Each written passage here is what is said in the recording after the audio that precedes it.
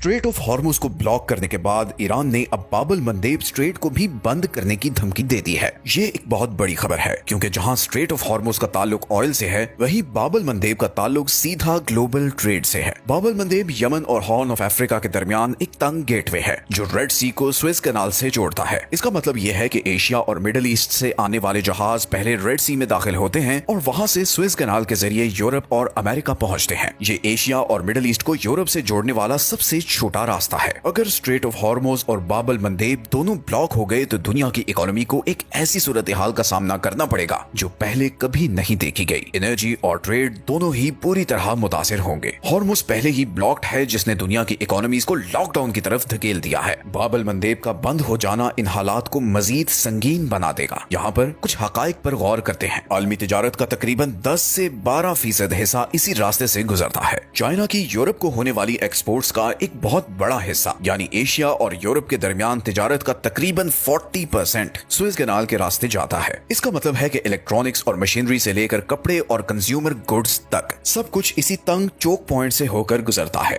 Europe भी इसी रास्ते पर बहुत ज्यादा रिलाय करता है क्योंकि एशिया से यूरोप की इंपोर्ट्स का तकरीबन 1/3 हिस्सा इसी रास्ते से आता है। अगर बाब अल मंदेब अनसेफ हो जाए तो फिर क्या होगा? जहाजों को अफ्रीका के गिर्द से केप ऑफ गुड होप का लंबा रास्ता इख्तियार करना पड़ेगा। इससे हर सफर में 10 से 15 दिन का मजीद इजाफा हो जाएगा। ज्यादा फ्यूल का खर्चा, महंगी इंश्योरेंस और नतीजे में कम डिलीवरीज। ये नया ब्लॉकेड एक खतरनाक चेन रिएक्शन शुरू कर देगा। हॉर्मुज से आने वाले एनर्जी शॉक और ट्रेड की रुकावट मिलकर इन्फ्लेशन को बढ़ाएंगे और यूरोप की सुपरमार्केट्स खाली होना शुरू हो जाएंगी। महज कुछ हफ्तों के अंदर ये क्राइसिस एक ग्लोबल इकोनॉमिक रिसेशन का सबब बन सकता है।